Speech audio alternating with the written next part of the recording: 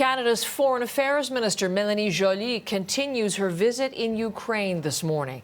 Canada is joining other Western nations in a show of support for Ukraine as Russian forces massed on its borders stage new military maneuvers. We are learning this morning that U.S. Secretary of State Antony Blinken will travel to Kiev this week to meet with Ukrainian President, and NATO Secretary General is calling for talks on Ukraine among members of the Western Alliance and Moscow. Our senior defense reporter, Murray Brewster, has more on this story, and it's always good to see you, Murray. Looking forward to your reporting on this. Certainly symbolic discussions, I would imagine, as part of this too, but much more at stake. So what are we seeing so far from the foreign minister in her mission to Ukraine? Well, the foreign minister has been meeting with a number of top-level Ukrainian officials. She met with the prime minister yesterday, as we just saw in some of the visuals that we have. She is also touring Canada's training mission, and she is meeting with Canadian troops today, as well as other members of the Ukrainian government.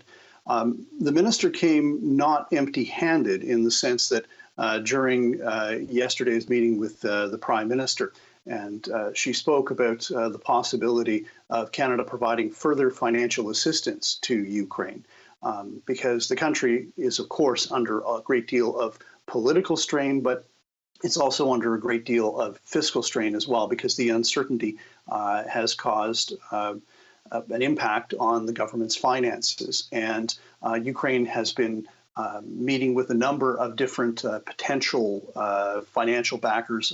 There have been a number of World Bank loans that have been issued to Ukraine lately to keep the government afloat in the face of this uncertainty. And that, at the moment, is what Minister Joly is being able to offer Ukraine, aside from the show of solidarity, which not only she but other allied nations are displaying. We had the French foreign minister, we had the German foreign minister there yesterday, a U.S. Senate delegation, everyone pretty much on the same page in terms of showing support for Ukraine. In terms of something more tangible, though, Murray, the UK, we know, is shipping now anti-tank weapons to Ukraine. Is Canada doing anything to bolster Ukraine's defenses?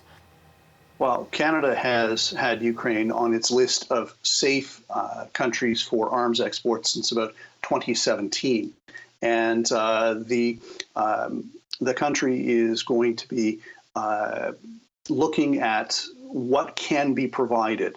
There is some kind of military assistance training package over and above the training mission that is underway.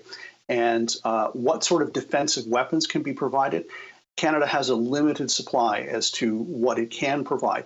However, there are some technical expertise that can be provided in the sense that several years ago, Canada provided reconnaissance satellite data to Ukraine. That was stopped around 2016. That's something that could potentially be given. But at the moment, Canada is the largest contributor to the training forces for Ukraine, the international training forces that are in Ukraine, and the ability of the country to be able to provide additional assistance is somewhat limited.